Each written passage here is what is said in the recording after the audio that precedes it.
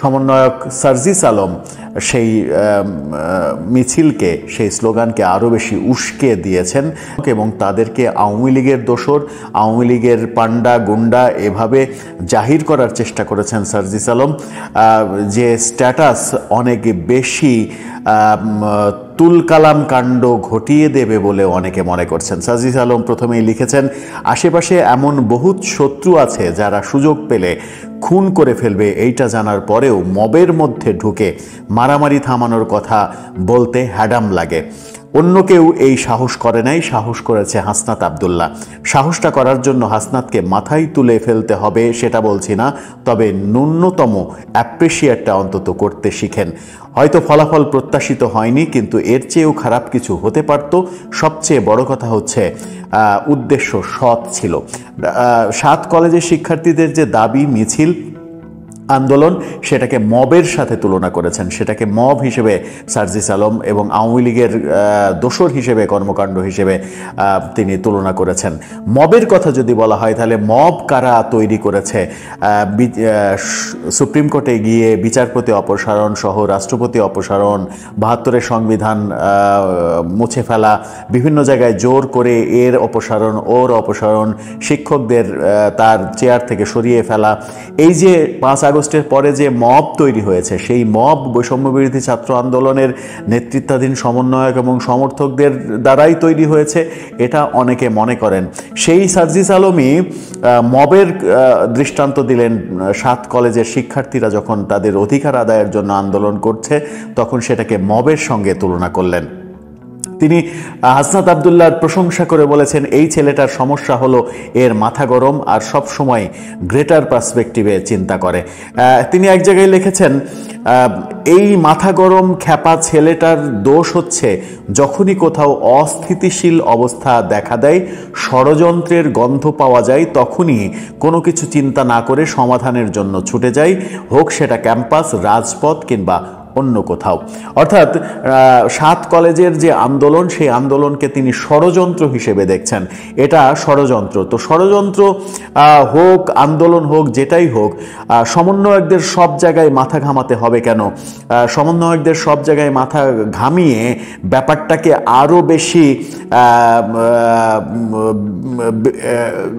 জটিল করে ফেলার যে চেষ্টা, সেই চেষ্টা কেন হবে?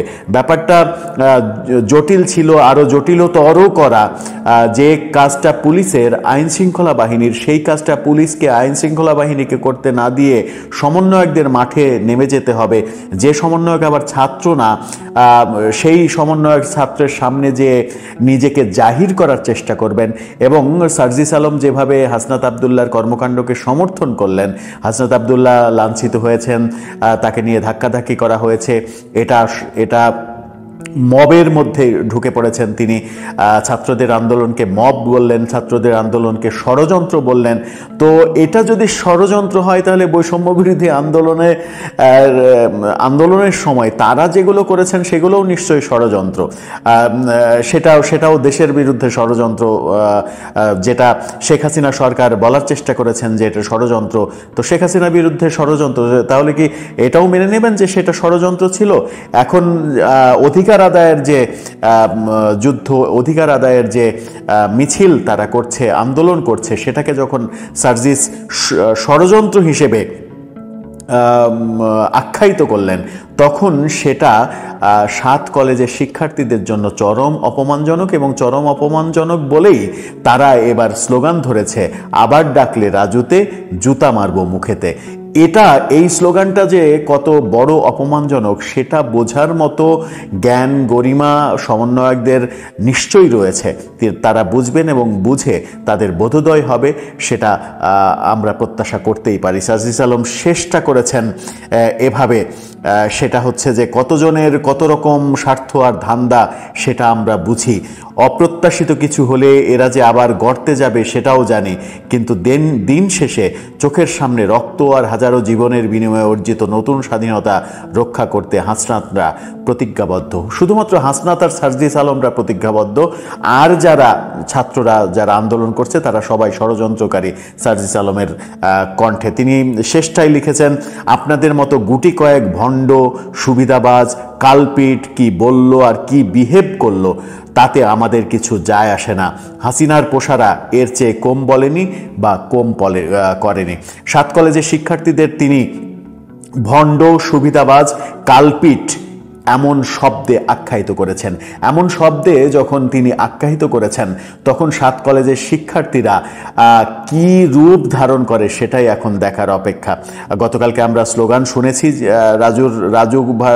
রাজুতে ডাকার বিরুদ্ধে যে স্লোগান, আবার ডাকলে রাজুতে জুতা মারবো মুখেতে, এর চাইতে অপমানজনক স্লোগান আর হতে পারে না। এরপরেও এর চাইতেও বেশি কিছু হয়তো হতে পারে। সার্জিস যেভাবে ব্যাপারটাকে আরও উস্কে দিয়েছেন, তিনি শেষটাতে বলার চেষ্টা করেছেন মিনিমাম কমন সেন্স থাকলে বোঝা উচিত কারা করছে, কেন করছে। রকেট সায়েন্স না বোঝাটা, মানে রকেট সায়েন্স বোঝা লাগবে না। এই ঘটনা হাসনাতকে যারা অপমান করেছে, লাঞ্ছিত করেছে, হাসনাতের বিরুদ্ধে যারা ভুয়া ভুয়া বলে স্লোগান দিয়েছে, তারা কারা? তারা আওয়ামী লীগের দোসর, তারা শেখ হাসিনার দোসর, এমনটাই বলার চেষ্টা করেছেন। 7 কলেজের শিক্ষার্থীরা কি আওয়ামী লীগের দোসর? তারা কি আওয়ামী লীগ হয়ে আন্দোলনে অংশগ্রহণ করেছে? এটা কি আওয়ামী লীগের এজেন্ডা বাস্তবায়ন করতে এসেছে? কথায় কথায় আওয়ামী লীগের দোসর, আওয়ামী লীগ দোসর, ফ্যাসিবাদের দোসর, এই যে ট্যাগ লাগানো, এই ট্যাগ লাগাতে গিয়ে যে নিজেরাই নিজেদের অনেক বড় ক্ষতি করে ফেলছেন সার্জিসরা, হাসনাতরা, সেটা যত তাড়াতাড়ি তারা বুঝবেন তত তাড়াতাড়ি তাদের জন্য মঙ্গলজনক। দর্শক, খুব সহজেই বোঝা যায় শিক্ষার্থীরা তাদের দাবি পূরণ না হওয়ায় ঢাকা বিশ্ববিদ্যালয়ের অবরোধ সহ নানা রকমের কর্মসূচির ঘোষণা দিয়েছে, আলটিমেটাম দিয়েছে। তাদের বাকি 5টা দাবি মেনে না নিলে তারা কঠিন কর্মসূচিতে যাবে, যার মধ্যে ঢাকা বিশ্ববিদ্যালয়ের প্রভিসির পদত্যাগ, নিউ মার্কেট থানার এসি এবং ওসির অপসারণ সহ অনেকগুলো দাবি রয়েছে। সেখানে ইডেন কলেজের শিক্ষার্থীদের মুখে শোনা গেল আর আবার ডাকলে রাজুতে জুতা মারবো মুখেতে এই স্লোগান। এবং এই স্লোগান যে সমন্বয়ক হাসনাত আবদুল্লাহকে কেন্দ্র করেই দেয়া হয়েছে সেটা খুব সহজেই অনুমেয়। গত মধ্যরাত থেকে প্রায় সারা রাত ঢাকা বিশ্ববিদ্যালয় এবং নিউ মার্কেট এলাকায় ভুয়া যে শব্দ প্রতিধ্বনিত হয়েছে, সেই প্রতিধ্বনিত শব্দ থেকে একটা বার্তা এসেছে। সেই বার্তা হলো সমন্বয়কদের জনপ্রিয়তা দিন দিন তলানিতে নামছে। সমন্বয়ক হাসনাত আবদুল্লাহকে যেভাবে ভুয়া ধুয়ো দিয়েছে 7 কলেজের শিক্ষার্থীরা, কদিন আগেই একসঙ্গে আন্দোলন করা শিক্ষার্থীরা ধুয়ো দিয়েছে ভুয়া। সেই ভুয়া ধুয়োতে অস্থির হাসনাত আবদুল্লাহর পরবর্তী কর্মসূচি কি হবে, পরবর্তী পদক্ষেপ কি হবে, সেটা খুব বেশ কষ্টসাধ্য করার খেসারত দিতে হয়েছে গত রাতে তাকে। ভুয়া ধোঁ শুনেছেন, তাকে ধাক্কাধাক্কি করা হয়েছে, কাঁদানি গ্যাস খেয়েছেন, অস্থির হয়েছেন, ধাক্কাধাক্কি খেতে হয়েছে, এটা একটা বড় বিষয়। অভিভাবকত্ব করতে গিয়েছিলেন, কলেজ ছাত্রদের ঠেকাতে গিয়েছিলেন, সেখানেই তার ধাক্কাধাক্কির ঘটনা ঘটে এবং এলাকা জুড়ে ভুয়া ধুয়ো তুলেছেন শিক্ষার্থীরা। হাসনাত আবদুল্লাহ সেখান থেকে চলে আসতে বাধ্য হয়েছেন এবং এক পর্যায়ে কাঁদানি গ্যাস খেয়েছেন। কাঁদানি গ্যাস খেয়ে চোখে মুখে অন্ধকার দেখেছেন, সেরকম দৃশ্যও আমরা দেখেছি। পুলিশকে ঠেকিয়ে তিনি অভিভাবকত্ব করতে গিয়ে এক ধরনের মুসিবতেই পড়েছিলেন তিনি। গত রাত থেকে যে আন্দোলন, 7 কলেজের আন্দোলন, সেই আন্দোলনের ফলে আজকে দিন শেষে ঢাকা বিশ্ববিদ্যালয়ের ভিসি সংবাদ সম্মেলনে 7 কলেজের সঙ্গে ঢাকা বিশ্ববিদ্যালয়ের সম্পর্কের আনুষ্ঠানিক ইতি টেনেছেন। অর্থাৎ এই 7 কলেজের ভর্তি সিস্টেম, ঢাকা বিশ্ববিদ্যালয় কেন্দ্রিক যে সিস্টেমটা ছিল পরীক্ষা সিস্টেম, সেগুলো আর হবে না, থাকবে না। এই 7 কলেজ এখন থেকে আলাদা। যদিও 7 কলেজের দাবি 7টা ইন্ডিভিজুয়াল বিশ্ববিদ্যালয় করার, কিন্তু সেই দাবি বাস্তবায়ন আদতেও সম্ভব কিনা, একটা কলেজকে চাইলেই বিশ্ববিদ্যালয় বানিয়ে দিল, কোনো কাঠামোগত উন্নয়ন না করেই, শিক্ষাগত উন্নয়ন না করেই একটা কলেজকে বিশ্ববিদ্যালয় করে ফেললো, তাতে এখনকার বিশ্ববিদ্যালয়গুলোর মান কোথায় যাবে সেই আলাপ আলোচনাও কিন্তু চলছে। দাবি পুরোটা বাস্তবায়ন করা সম্ভব হোক আর না হোক, একটা দাবি কিন্তু ঢাকা বিশ্ববিদ্যালয়ের ভিসি মানেননি কিংবা সেই দাবির কাছেও যাননি। সংবাদ সম্মেলনে সেই ব্যাপারে কোনো কথাও বলেননি। উপাচার্যের পদত্যাগ দাবি করেছিল ছাত্ররা, সেই ব্যাপারে কোনো কথা বলেননি। উপাচার্যের বিরুদ্ধে যথেষ্ট অভিযোগ ছাত্রদের, এমনকি ঢাকা বিশ্ববিদ্যালয়ের ভিসির বিরুদ্ধেও অভিযোগ। ভিসি গতকালকেই বলেছিলেন ছাত্রদের কাছে ক্ষমা চাওয়ার প্রশ্নই আসে না, ওরা সব বেয়াদব। সেই বেয়াদবদের কাছে আজকে তিনি ক্ষমা চেয়েছেন, তিনি দুঃখ প্রকাশ করেছেন। ঘটনা উল্টো খাতে চলে গিয়েছে বলে তিনি দুঃখ প্রকাশ করতে, ক্ষমা চাইতে বাধ্য হয়েছেন বলেই অনেকে বলছেন। শেষ পর্যন্ত যেটা হলো সেটা হচ্ছে ঢাকা বিশ্ববিদ্যালয়ের সঙ্গে এই 7 কলেজের সম্পর্ক আর থাকছে না শিক্ষার্থীদের দাবি অনুযায়ী।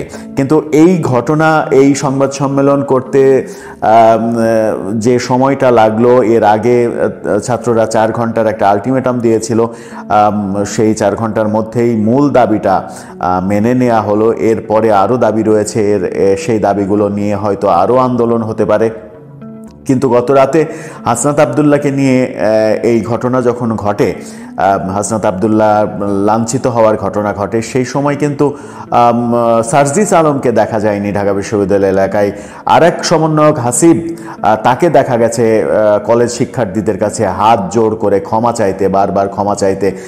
তাকে এক প্রকার ঘিরে ধরেছিল ইডেন কলেজের শিক্ষার্থীরা, বারবার তিনি ক্ষমা চাচ্ছিলেন, হাত জোর করে ক্ষমা চেয়ে নিজেকে মুক্ত করার চেষ্টা করছিলেন। এরকম দৃশ্য যখন আমরা দেখলাম, তখন একটা বিষয় সামনে চলেই আসে যে সমন্বয়কদের জনপ্রিয়তা কি আসলেই শেষ হয়ে গেল কিনা। সমন্বয়কদের নিয়ে নানা রকমের আলোচনা সমালোচনা যখন অন্য ক্ষেত্রে চলছিল, তখন ঢাকায় একেবারে প্রাণকেন্দ্র ঢাকায়, যে ঢাকাতেই কদিন আগে সম্মিলিত আন্দোলন করেছে শিক্ষার্থীরা, সেই ঢাকাতেই শিক্ষার্থীদের মধ্যে যদি ধুয়ো শুনতে হয় সমন্বয়কদের এবং তাদের কাছে গ্রহণযোগ্যতা যদি তলানিতে গিয়ে থাকে, তাহলে এই সমন্বয়কদের রাজনৈতিক যে ইচ্ছা, রাজনীতি করার, দল গঠন করার যে ইচ্ছা, যে অভিপ্রায়, যে পদক্ষেপ, সেগুলো কতটা কাজে দেবে, সেগুলো কতটা সফল হবে, সেই প্রশ্ন কিন্তু সামনে এসেই যায়। দর্শক, আপনার কি মনে হয় হাসনাত আবদুল্লাহ গত রাতে যেভাবে লাঞ্ছিত হলেন, তাকে ভুয়া বলে এলাকা ছাড়া করা হলো, অনেক রকম তিনি এক ধরনের চোরের মতো পালিয়েই চলে গেলেন, এলাকায় আর টিকতে পারলেন না। হাসনাত আবদুল্লাহর একটা ভুল বোধহয় ছিলই যে তিনি ছাত্র না হওয়া সত্ত্বেও ছাত্রদের গিয়ে অভিভাবকত্ব করতে গিয়েছেন। পুলিতে আজকে আন্দোলন করেছে, সমাবেশ করেছে, সেখানে পুলিশের বেধড়ক লাঠিচার্জের ঘটনা আমরা দেখেছি। এভাবে লাঠিপেটা করা, টিয়ার সেল ছোড়া, জল কামান ব্যবহার করা, তাদেরকে ছত্রভঙ্গ করা এবং হতাহতের খবরও পাওয়া যাচ্ছে। একজন মারা গেছে, অনেকে আহত হয়ে হাসপাতালে গেছে।